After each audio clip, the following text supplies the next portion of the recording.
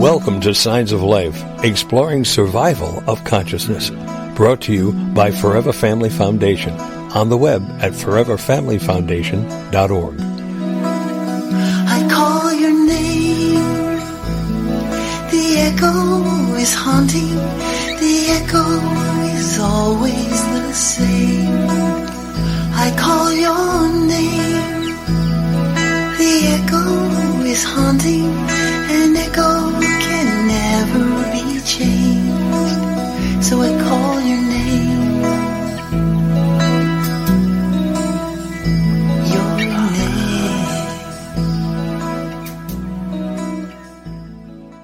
Buonasera, everybody. That's good evening in Italian. Welcome to Signs of Life Radio's Medium Insights Hour, brought to you by the Forever Family Foundation, where we get to explore the mindsets of many accomplished spiritual mediums on a variety of topics related to consciousness, spirituality, the afterlife, and whatever comes up.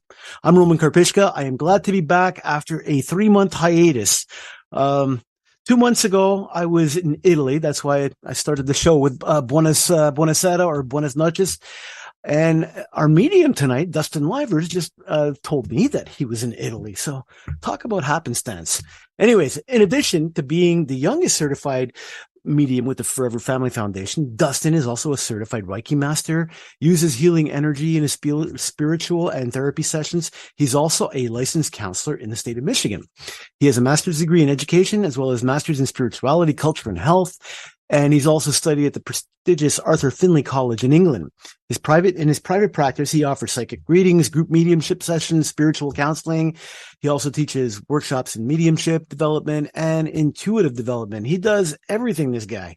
His website is, I'm just going to spell it out. It's like, your HTTPS DustenLyvers.com, DustenLyvers.com. It's the best way to reach him and find out more about him. So tonight's show, it's for research and informational purposes. So your questions are always welcome. Keep in mind, Dusten will not be doing any readings tonight. By the way, listeners, 2 years ago, we started polling you all for questions and we received a ton of them. It was great. But, the atrophy sets in or whatever, and today we're receiving a trickle. So please keep emailing your questions, topics of suggestion, whatever you want to hear on this show. You can email your questions to radio@foreverfamilyfoundation.org. Okay, so if you have any questions for our esteemed guest, please feel free to call 1-888-627-6008, or if you want to, you can also be calling in on a non-888 number, which is 323-744-4831. So with that all said, I'm not even going to say this anymore, but this will be the last time that it's commercial free, because it has been for like the last 2 years. Why do I keep repeating that? There's no reason for it. So Dusten, welcome to the really big show. How you doing? Thank you, Roman. It's great to be here. I'm doing great. How are you doing? Not too bad. Can you believe the last time we spoke, it was on this show, August 13th, 2020. I can't believe it. No, it's been 3 years. I can't believe it. It's almost 3 years. 3 years shy, 2 months. Unbelievable. Yeah. How have you been? You've been busy, huh? I have. I've been very busy. So I have been in Michigan. And this shouldn't become as a big surprise because I love school and I love learning. I will be finishing my PhD, hopefully at the end of this year or the start of next. So that's what I've been doing the past 3 years. Fantastic. My question number 2 was, did you receive your PhD yet? The next time I'm on, I might be Dr. Dusten. By the next time, you'll be postdoctoral Dusten. I hope it's not 3 years till we speak again, my friend. No, I hope it's not that long either. No. Oh man. So yeah, are you getting affected, by the way, by all that smoke that's coming from Canada? No, I haven't seen any of the smoke from where I am in Michigan. No. Well, yesterday New York had its worst day ever. I mean, on the index, It goes from 0 to 500, with 500 being like dangerously nuclear toxic. Oh my God. It's reached like 490 or 489 in New York City yesterday. It was so Wow. bad. Normally the AQI, air quality index, is like 30, 35, 40, which is good. In Albany, where I'm at, it's right now, it's dropped below 100, but I mean, yesterday it was close to 200. It was pretty bad. And in New York City, it was like really bad yesterday. And just, I mean, it's something that we brought onto ourselves. It's from climate. Things are getting drier because of, the climate getting more hotter, the world becoming hotter. And wow. this kind of stuff. I mean, Quebec and Ontario, the northern part of it, all burning, all on fire. It's crazy. All the forest. Oh my goodness. No, Yeah. I knew about the fires, but I didn't know it was affecting New York like that. Wow. Oh, it is big time. Yeah. Well, I don't know. It's just, by tomorrow it'll be better. And I was just curious if you, I mean, you guys had your own share of stuff. You had the Flint water crisis. That always comes to mind. Oh, that's still happening, actually. I have some friends in Flint, and I asked them about that, and they're like, it's still there. Yeah. Yeah. Wow. Well, you know what? It is an interesting world, Mm-hmm. It's a very interesting world, and never a dull moment. That's all I can tell you. It's not all it's not all good. It's just crazy. Just got to roll with it, right? Yes, that's all we can do is just move forward through the craziness. Yes. Yeah, absolutely. So,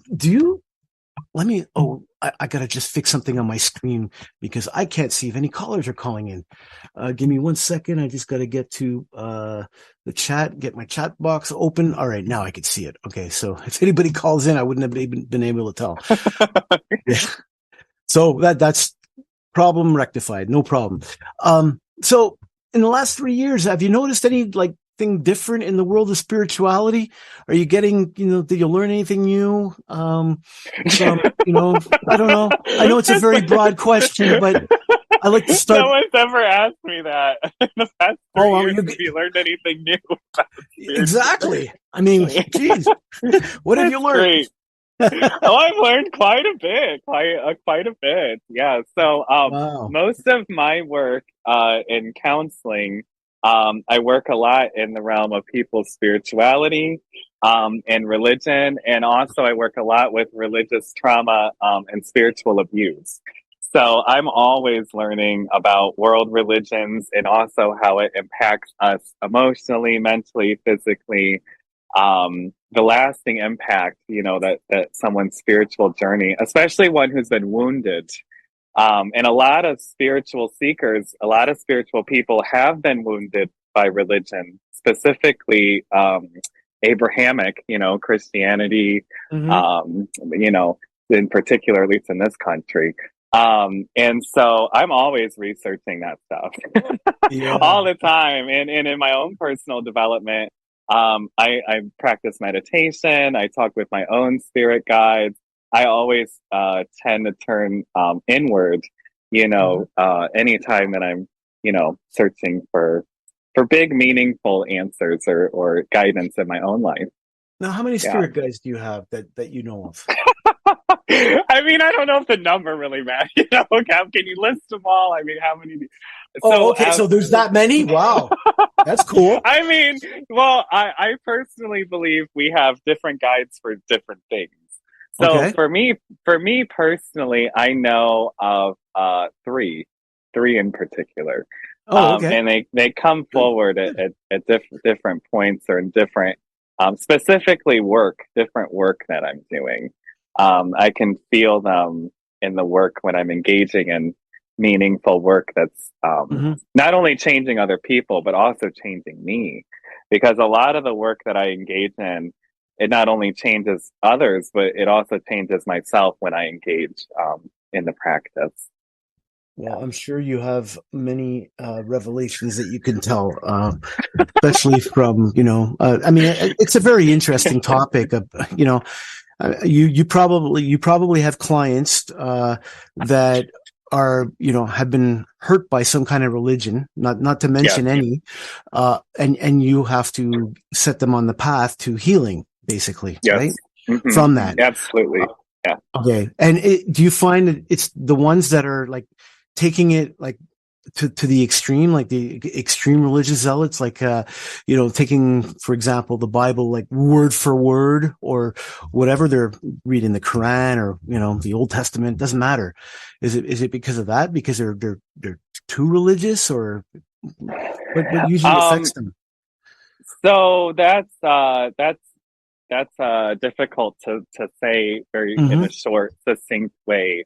So Yeah. typically, when we talk about religious trauma or religious abuse, we're talking about something that has left a lasting impact on someone negatively, right? That's what a trauma is.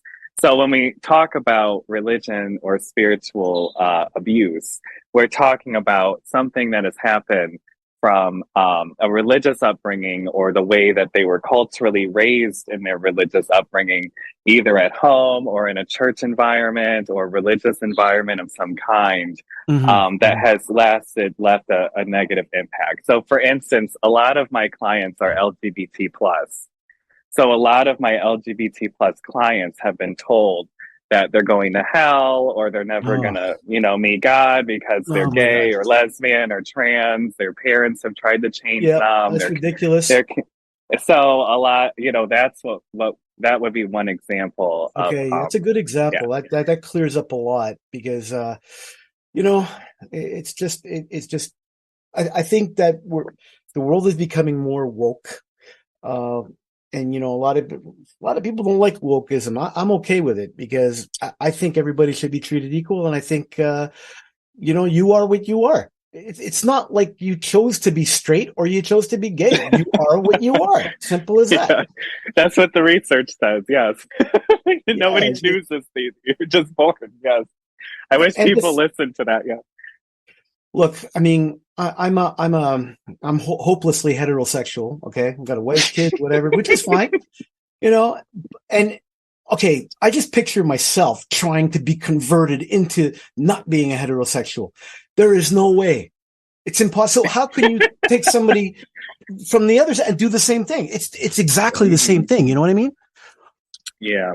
Unfortunately, conversion therapy is still being practiced to this day. Oh, it is. Even in this country. And so that is something that absolutely needs to be, especially for our trans youth who are the most at risk. And that's definitely a group that I love to work with. Because a lot of people don't think that LGBT plus and spirituality can go together. I mean, gay people have souls. Of course. People don't think, they like, oh, they must be separate, or they have to be these separate things, or, and so that's definitely a group that's near and dear to my heart, of course, because I identify as a part of the community. But I love working with anyone's spiritual journey and spiritual path. That's one of my most fulfilling clients to work with. Yeah. Right. Well, that's commendable.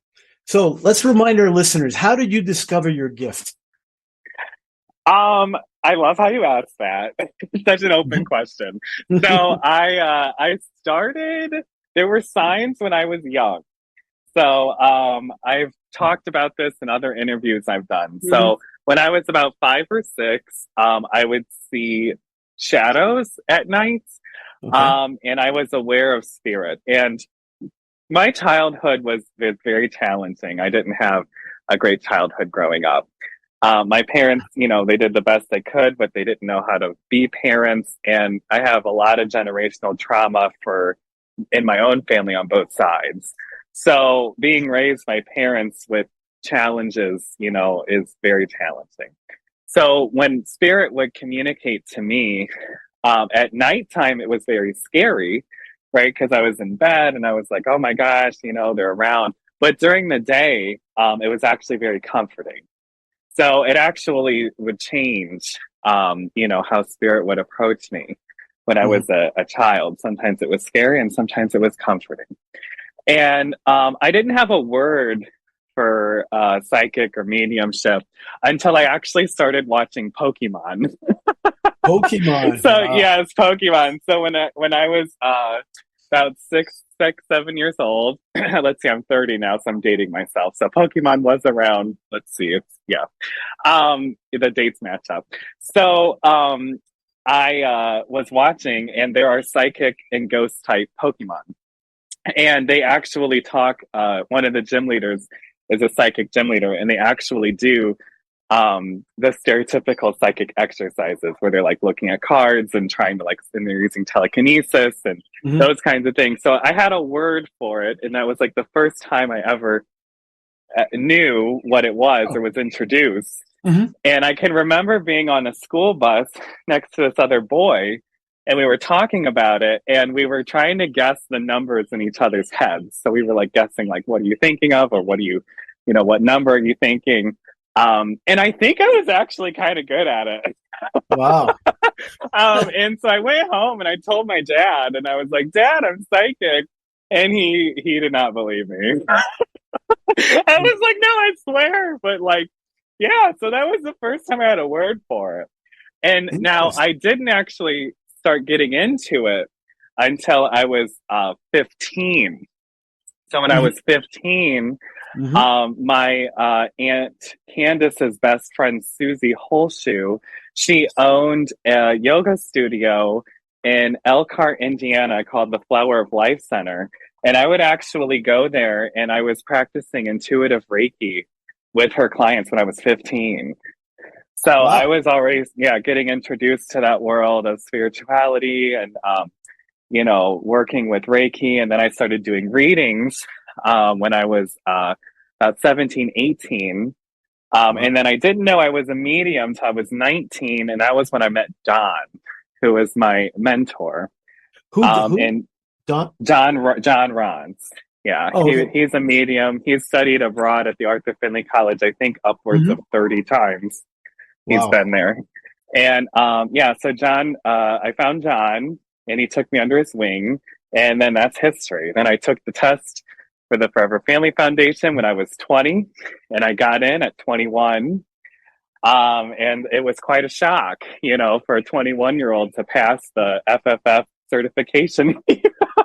Yeah, those are double-blind experiments. I mean, guess is immediately brought to the surface, immediately. Yes. So, yeah. So that's the timeline. And at 21 or 20, I was also at the Arthur Findlay College. John sponsored me to go. And then when I got back, I took the test for the Forever Family Foundation. And then, so that's the timeline. So when I was about 6, things were happening. Didn't have a word for it till Pokemon, and then started getting into it as a teenager. And now I'm 30 years old, and this is my job. Wow. Do you, how many readings? Do you do a lot of readings in a week, or do you limit yourself? In a typical week, so as of now, because I'm doing my dissertation, I carve out Monday and Tuesday for dissertation. So those are my writing days. Wednesday, Thursday, and Friday are my client days. So I start my day at 10, seeing counseling clients, and I'm booked up back to back. I have no openings in my calendar. Wow. So I have a full load of clients from 10 to 6, but at noon and 2, I see my clients for readings. So I like to do noon and 2 because it's a little break and I have my lunch hour. So it kind of separates the two. So, so I start with counseling, have readings in the middle of the day, end with counseling. And that's what I do Wednesday, Thursday, Friday. And then Saturday and Sunday, I usually have off unless I'm doing group readings like I'm doing this weekend at Beyond Zen Yoga Studio in Granger, Indiana. I'll be down there this weekend. But I usually use the weekends for private groups or group readings, those kinds of things, the events on the weekends. To be a fly on the wall in your office. The stuff that you must hear and experience and go through, it's probably one of the most exciting jobs there is. because I love my job. I love it because not only is it so exciting, and I was the kid that loved soap operas. I'm not going to lie to you, Roman. okay, that's fine. I used to watch all of the daytime television when I was a young teen. I would start with Maury and Dr. Phil, and Oh I boy. would be watching all of them. I watched all the judge shows. So I loved knowing the drama or what's going on. What I don't like is being in the drama. Oh, of course. It's nice to observe, right? Or to watch it, but I don't like being in it. So Yeah. being a therapist, you get to hear everything going on, all Yep. that's going, and then you get to give guidance. And right, we don't give advice, but we give some guidance and we a comfort, right? And we're there as a cheerleader, which I love, but we're not in it. Right. Right. You know what I mean? So I Well, love yeah. it. This is like my dream job. Yeah. Fantastic. So do you practice more of well, actually, you answered that question based on your schedule. So it seems to me like most of your day is occupied with your counseling stuff and Yes. then Well, a couple I readings. cannot do more than 2 readings in a single Yeah. day. Hmm. So, for me to be accurate and to work at the level of proficiency that, people expect of me, I cannot do more than 2 readings, in a day. That just cannot happen. So people don't understand that. So like, even if I didn't have my counseling job, I would still only be seeing 2 clients a day for readings Right. because I cannot do more than that. And in Now, my personal and professional opinion, I don't think other mediums should be doing that either. Like, it's just too much. It is right. just Oh, too of course. draining. You get a headache, your body aches. Like, it's just too much. It's just Oh, too I much. understand. Now, because you like, I guess a big portion of your clientele, understandably, would be grief, people suffering from grief, um, especially in your mediumship. Yes. But in your counseling, you probably get those too, right? Like, I do, yeah. Well, related? grief affects everybody. So Yeah, any therapist is always going to yeah. encounter grief, right? Everybody's right. But I do sometimes have people who Google me, find out I'm a medium, and I work in spirituality, and they seek me out because I'm a psychic medium and an empath. Mhm. So they may be going through grief, right, and they like my take on it because they want to incorporate spirituality into their grief process. They may have had a paranormal experience that was really powerful to them, or a spiritual Mhm. experience, and they don't want to go to a therapist who's going to think that they're crazy. So they come to me because they know that I'm very spiritually open, right? So they know that I'm a safe person to talk to, that I'm not Yeah. going to judge them or diagnose them or say they have schizophrenia or they're crazy, right? Hmm. So that's part of my personal mission, is to have therapists competently work with people's spirituality, and specifically spiritual experiences, like connecting to their loved ones. Because a lot of therapists don't do it. They just don't know how, or they don't know even where to start, or the words. I mean, they just have Right. no competency at all. Do you ever So feel like when you're doing your, strict counseling thing, not the readings, but the counseling thing, do readings creep into there? Like, not because of the client or anything, not yeah, them asking or anything, but because there's somebody on the other side that's like, just tell them this, or. that has happened. Yes. So that actually happens more often than people think. I could And a lot of imagine. times that guides me as a counselor into the area that I need to get into. So, for instance, I remember there was a kid that was referred to me when I was doing one of my internships in the Bremen school district back home in Mhm. Indiana. And they had me do an emergency homicidal assessment on this like 9-year-old boy. And I was like, this kid's not going to kill anybody. But they called me in. So I said, okay. So I go in there, I give him the assessment, and I just knew there was something going on with his mom. So I said, tell me a little bit about your mom and like what's going on with your mom. The minute I said mom, this kid tells me that he was being abused by his mom, and that's where his behaviors were coming out in the school. And so I immediately called my supervisor, called CPS, and there was a full investigation done with his mom, all of that, and the boy got the help that he needed. But he wasn't going to kill anybody. He was just acting out because he was being abused, from his mom. Yes. So there are very powerful times, right, that our intuition or spirit, if we allow it, will come in, to the right person, the right place, right time, and will guide us to ask or do the things that we need to do, right, to help somebody. Right. And that was a moment when that happened with that little boy. Yeah. Well, I'm glad that little boy, got some help. Got some real. That's really good. I mean, it's just there's a lot of, school's different now than it was when I was going to school. I know I sound like an old man, but when I was going to school, walk barefoot. But no, in all seriousness, when we got in trouble, I mean, I'm aging myself. I was in elementary school between like 1970 and 75 or something, 76. So a long time ago.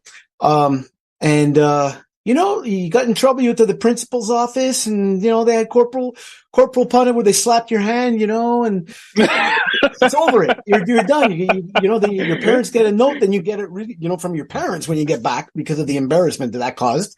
And, that was it, today it's very different. Because I have kids that are in there and it's very, it's very nonviolent, very, you got to understand. And the slightest thing is seen as a provocation. It's kind of different these days. Society has changed. It's evolved. I mean, I don't know if it's evolved or devolved, and a lot of it has to do with the technology. What we're seeing on TV and the instant gratification from devices, iPods, phones, and, like now you don't just communicate with one person on the phone. You communicate with, you could be thousands depending on your followers, right? So it's crazy. It's a crazy world, and I mean, in a way it's helped because I think it's done a lot for spirituality and putting it more to the forefront. It's still not in the forefront. It's still considered taboo in science. But it's making leeway. It's getting to the forefront. And at some point, when we come up with a physical test that can test spirituality somehow, that's when science is going to believe it, So it's really weird. It's really weird. I mean, even in my lifetime, the stigma has shifted. So when I first started doing readings when I was a teenager, I mean, my friends all were like, "Oh, you're weird, you're crazy." When I opened up my business when I was 18, because I opened up my LLC when I was 18, okay, and I started doing, energy work back then and readings. Mm-hmm. My friends were like, "Oh, that's weird, or that's crazy," or they were like, "It'll never work," or my religious friends were like, "That's the devil's work. There's demons," it was like nobody was supportive. No one. Yep. But I still did it because I felt called and I was like, no, I'm going to do this. And now people are like, oh, wow, you're like a god on earth, or you're an angel, or, they're like all on your side. And I don't know if that's a cultural shift or it's because they see I'm successful. It's probably a mix of a lot of different factors. But the stigma, the spiritual stigma of being in this line of work, or, incorporating spirituality, has certainly changed. It is not like it used to be over 10 years ago. Oh, yeah. It is not. It's definitely, No. It's definitely changed. It's come more to the forefront. And, yes. I guess it's part of maybe it's part of the woke movement, just being more spiritual, who knows? It could be, I don't know. But I like your attitude towards all of that. You're obviously very successful in what you do, but it's not going to your head at all, which is great. No, I'm very grounded. And that's one thing that the people I work with love, because I'm very practical, I'm very grounded. I always give this example. So, like, one time I was reading this woman, and her mom was coming through, and she showed me a lamp. And I was like, your mom is showing me a lamp. And the woman was like, well, she was a very bright person. And I said, no, there's a lamp. I said, no, there's got to be a lamp connected to your mom. And she's like, oh, yeah, I do have her lamp. I said, yes, it's the lamp, you know. I said, it's none of this woo-hoo crap. She's a bright person. No. I said, you know, I'm very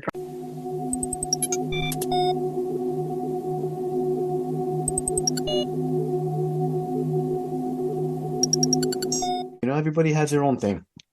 Yeah, well, you can do technology that I'll never be able to do.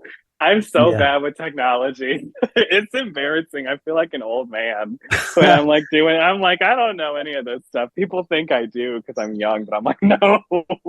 I'm so bad with that stuff. Well, yeah, I'm a early adopter, gizmo fanatic. I have, I'm also a guitar fanatic too. So I got a lot of guitars, a lot of amps, a lot of technology and musical technology, I would say. So I love that. Yeah. So that's my thing. Yeah. So listen, I see that, you do private readings, you do group readings, you do spiritual therapy sessions, you do counseling sessions, you teach classes. You probably do a lot more. You were on Dancing with the Stars. Yeah.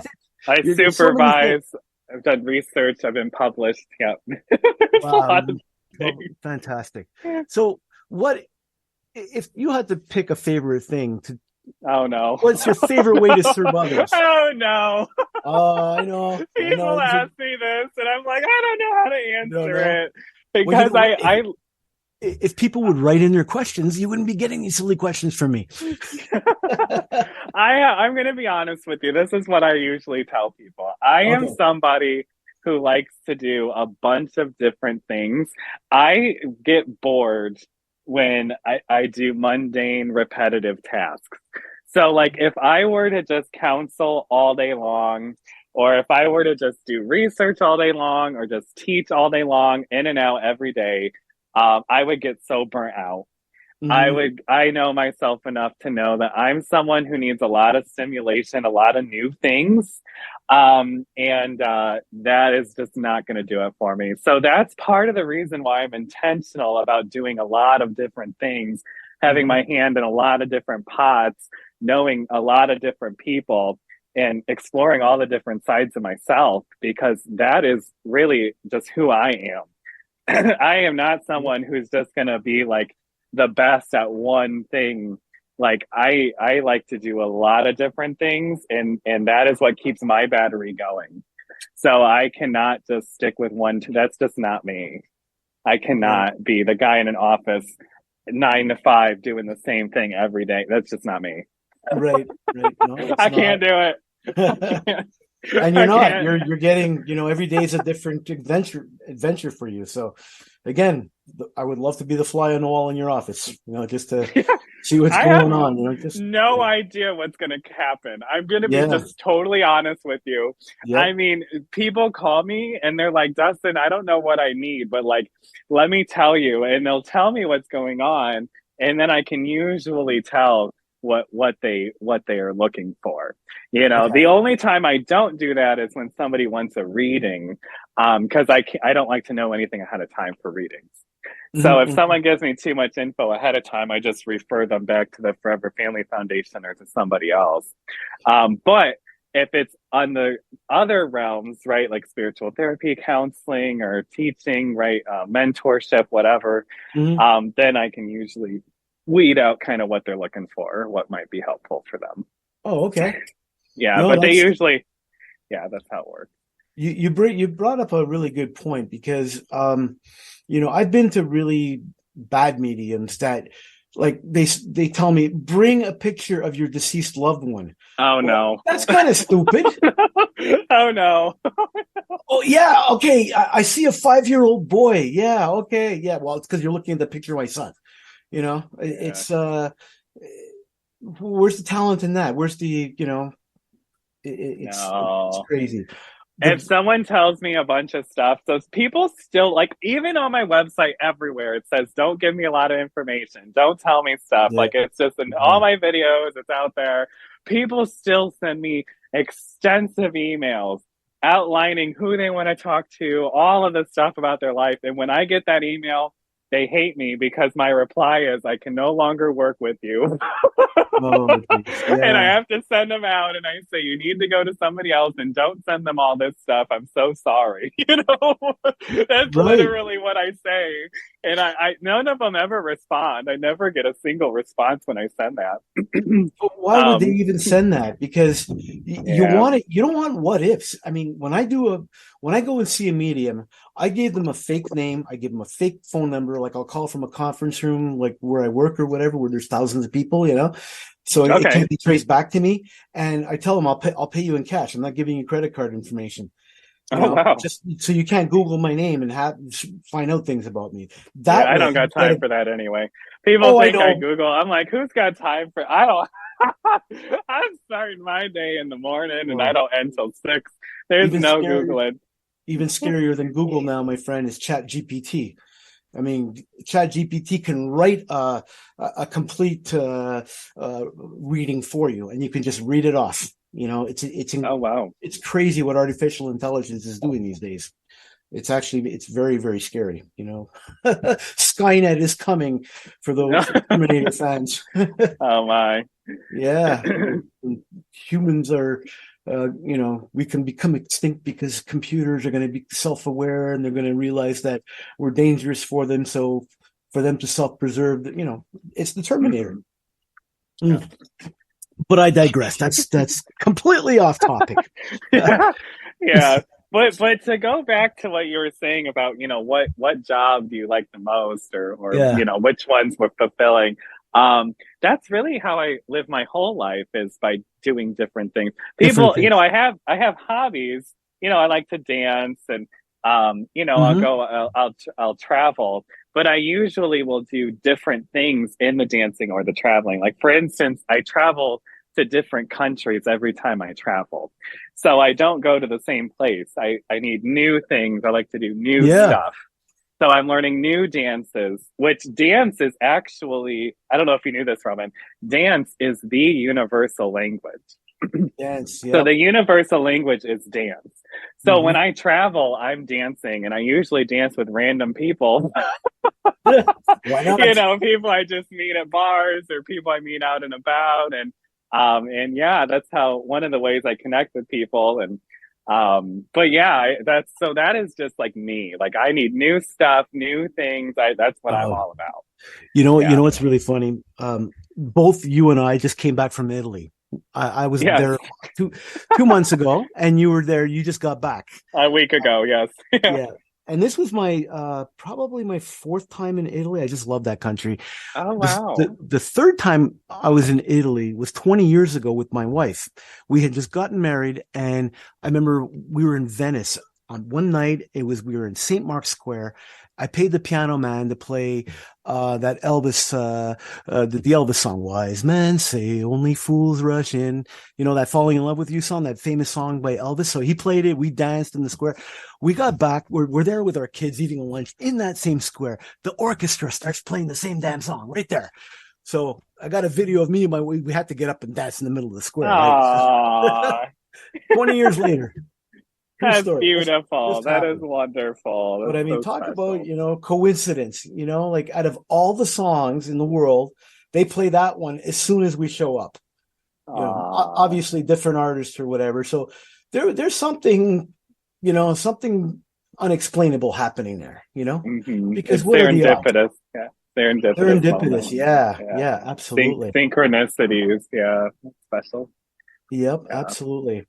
So, like, how do you prepare yourself for a reading? Like, what do you do to get ready? So, before a reading, I will usually take a breath. I'll go to the bathroom. So remember, I'm done with my client session, right? 11 to 11:52, because I have to have them for 52 minutes. So I'm a clock watcher. I'm big on time. That's kind of my thing. I'm big on structured time. I think it's an important boundary for all of my work. But anyway, so I have 8 minutes, right? So I go to the bathroom, take a breath, drink some water, center myself, and then they call in right at noon, or they walk in at noon. So I really have that 8 minute kind of 10 minute window to really center myself. But the preparation really happens the day before, right? So like you got to eat right? I go to the gym, right? You got to get 8 hours of sleep because I'm the tool, right? I'm the medium, Right. right? Mm-hmm. So I have to make sure my body, my mental faculties, right? Everything is on and is able to connect well for the next person coming in. And so really it's self-care, right? It's making sure I'm not hungry, I don't have to go to the bathroom, right? That I'm getting rest, right? All of that the day before, and then when it's 10 minutes to showtime, so to speak, I'm centering myself. And yeah. Okay. Like, do you say like a lot? I know a lot of mediums they do like a kind of a protection prayer, so only good things can come through, and that kind of thing. Do you do any of that kind of stuff? So I have such a deep, strong connection with spirit. I've been doing this work since I was 19. That spirit just knows. We have such a deep, strong relationship that I can just open the door and bam, I'm feeling stuff immediately. Wow. So they already know, I'm ready to work. They know to protect me. My spirit team is well trained. They know what they're doing. So I don't have to do all of those rituals. The ritual is just there. It's just turning on for me now. Is that something that you had to do before, and now that you don't have to do it?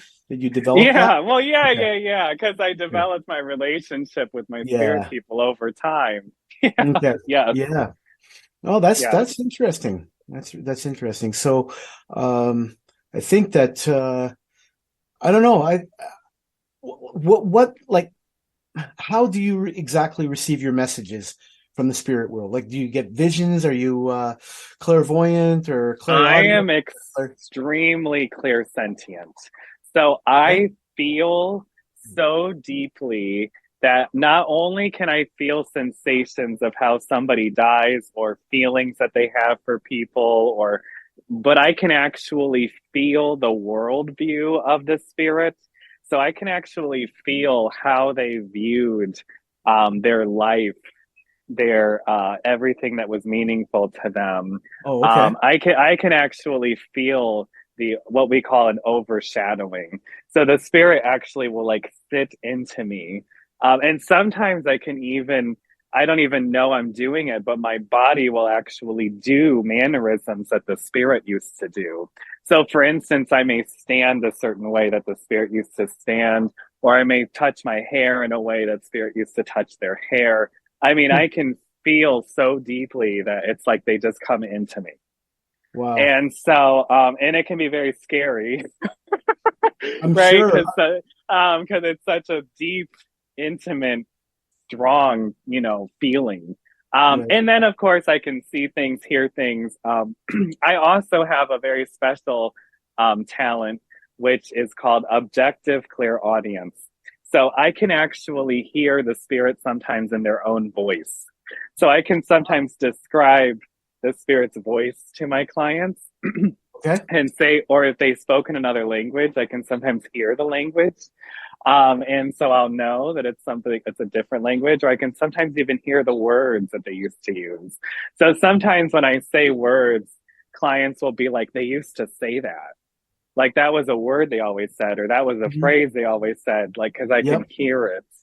But my strongest is definitely the clairsentient. That is. Yeah. The last time that we were on the show, our topic was about messages of doom and stuff like that. It was whether mediums receive or divulge information about the impending death of somebody in the physical realm. Do you remember that? No. That's and all my questions were related to that, Was that what we talked about? I don't even remember. That's what we talked about. Yeah. That was the topic. Oh my That goodness. was the topic. Wow. Okay.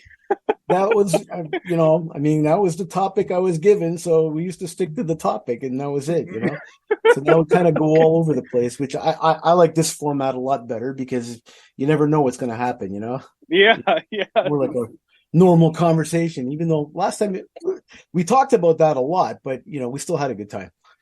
Yeah. So yeah. Wow. So speaking about that, do you just refresh my memory about that? Do you like receive those kind of messages from spirit about somebody in the physical? They're not here for long, so better get your affairs in order, that kind of thing. Yeah, that's a tough one. So you're getting into ethics. So the Yeah. ethics of mediumship, the answer point blank is no. You don't tell people when they're going to die. However, we do receive information about people passing. Like spirit does communicate that at times. Mm-hmm. Right. So what I always say to people is, you may want to visit them. You might want to see them.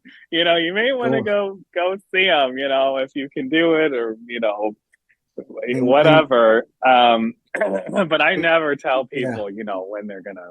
And tell them not to buy green bananas. No. No, in fact, actually, you're going to laugh at me, but this is a true story. So when I was like in my early 20s, I was hired to do a group reading at this really wealthy lady's house. She had this beautiful basement. She had like a huge group of people in the basement. So I went in there, and it must have been like her aunt or someone, like this super wrinkly, skinny white lady, must have been like in her late 50s, early 60s. I'm about to start like my readings, and she walks in front of the crowd, comes up to me, grabs my hands, and is holding my hands in front of everyone. And she looks at me and she says, "Can you tell me if I'm going to die?" Oh my God. She literally in front of the entire group of people. And I'm looking at people's reactions, and they're like, their mouths are hanging open. They're looking at each other. I mean, they're like, whoa. And I was like shocked, right? I'm like, holy crap, this has never happened. And so I was like, yeah, you're going to die. We're all going to die. No, I didn't say that to her. I was like, I don't know, you're going to be fine. I don't even know what I said, to be honest, but something along those lines, I'm sure. But it was very shocking. She was absolutely serious. She really wanted to know. Yeah. Like, in front of everybody, just grab, am I going to die? Yes. It was very, very, yes, it was very shocking. Yeah. You should have just said yes one day. Yeah. I don't know how I got out of that one, but somehow I think somehow you did. Yeah. I'm sure you have a ton of stories like that. I just wish I knew the right words to bring them out from you. Those are the fascinating ones. I love stuff like that. This has been great. Awesome. I guess as a rule of thumb, you don't like tell stuff like that. I mean, but what about? I mean, there must be a place where you draw the line. If somebody's gonna experience some kind of bad thing, and so that actually warn them about just happened today. I had a woman in my office today, actually, who I gave a reading to, and she came to see me, I think, like 6 months ago. She was actually a part of this big group. So I did a big group reading at this fancy restaurant called Kitchen 600 in Kalamazoo, which is like way more expensive than I'm willing to pay for dinner.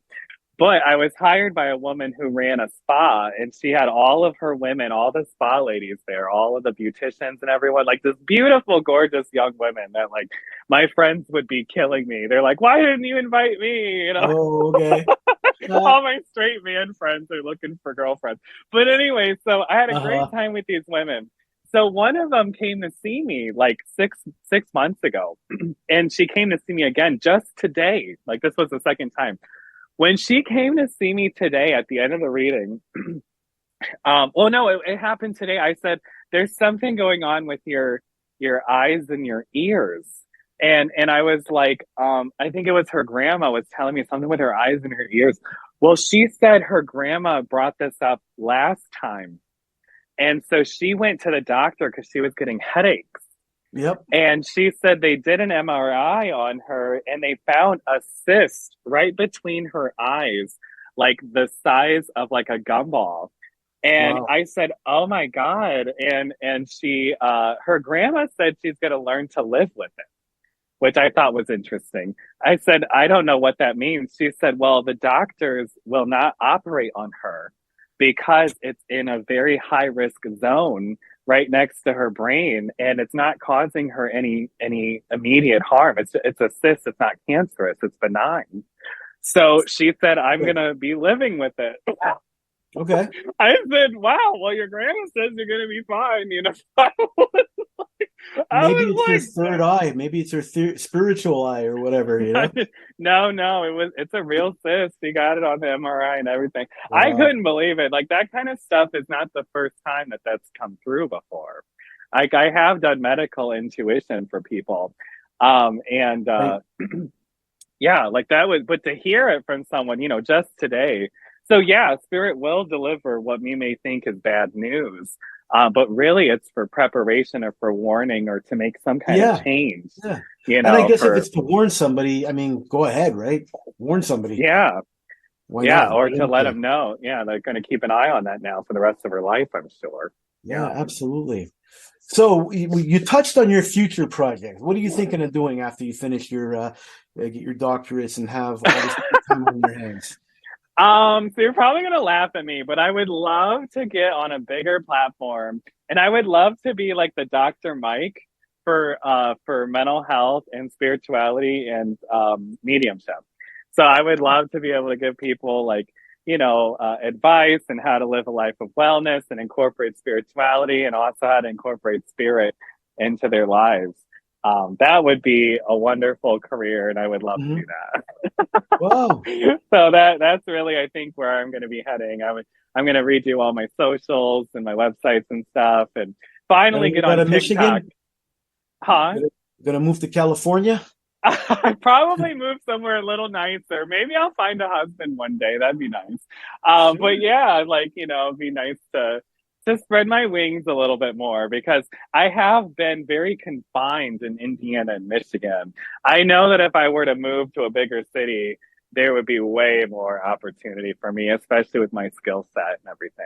So I think so yeah. too. I mean, nothing wrong with Michigan. I have first cousins in Michigan and Detroit. They live in Warren, Michigan, and I'm very close with them. They're very nice people. And but Michigan is you know it's revived. Detroit is revived. I just had a gig there about a year ago, and my jaw dropped when I saw the downtown, like what it looked like on a Saturday night. It's completely different from what it was like 20 years ago, the last time I gigged there with my band. Yeah.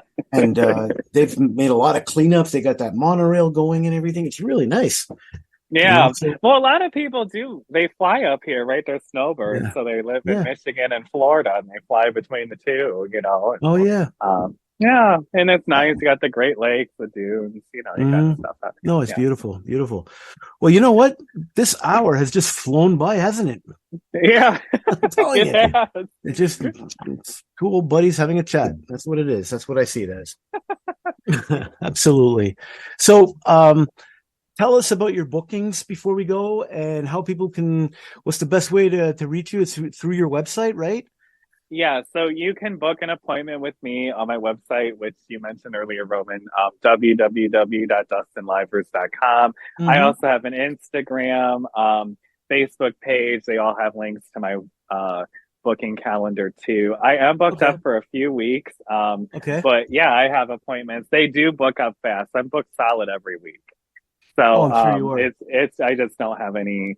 If sometimes you can wait till like the week before or like 2 weeks before, but like it's Mm-hmm. always booked every week. So Mm-hmm. Mm-hmm. Okay. Well, that's yeah. great. So, yeah, I mean, I don't need to wish you good luck because you're doing great. But good luck anyways, because it's the right thing to say. And I know Thank you. you're gonna thrive for sure. You're gonna be Aw. you're gonna be the next big advisor you're gonna have your own talk show in California one day. That would I be great. I always I tell see people that. I'm a Taurus and Taurus rules the throat. And I always tell people my throat is my moneymaker. I always say it's my talking when I teach, when I lecture, and my counseling clients actually want me to talk more because I listen, obviously, during counseling. Right. I'm mostly listening. So they're always asking me to talk. They're like, tell me what to do. Tell me what you think. I'm like, it's not about me. But my throat is definitely the moneymaker for sure. Yeah. Fantastic. Well, we want to thank you very much, Dusten, and thank you everybody for listening. And I will be here. No more trips to Italy for the next little while. Like I said, 2 months ago, I was in Italy, and last month I was picking up my daughter at JFK coming back from Italy. Her flight actually came in on the Thursday night, so I couldn't do the show last time either. But I miss doing it, so I'm glad to be back, and I'll be back next month. Well, thank you, Roman. I've really enjoyed being on the show today. Thank you too. Thank you too, Dusten. All the best to you, and good night, everybody. We will talk to you in another month. Have a good night, everybody. Bye-bye. All right, good night, everyone. Thank you.